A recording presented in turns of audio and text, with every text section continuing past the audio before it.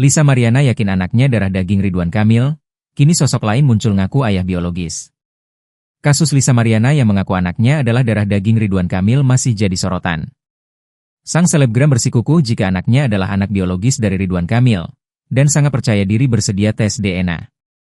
Kini, muncul pria lain yang mengaku merasa sebagai ayah biologis anak tersebut. Sosok pria itu bernama Revelino, diwakili kuasa hukumnya, Elmani, memastikan anak Lisa merupakan darah daging kliennya.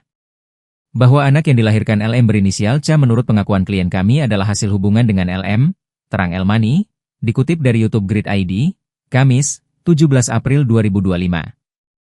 Klien kami sangat yakin dan memastikan dirinya 100% sebagai ayah kandung dari balita yang berinisial C. Yang selama ini diklaim sebagai anak Ridwan Kamil oleh Lisa Mariana, paparnya. Lebih lanjut, Elmani mengungkap awal perkenalan Revelino dan Lisa terjadi pada awal 2021.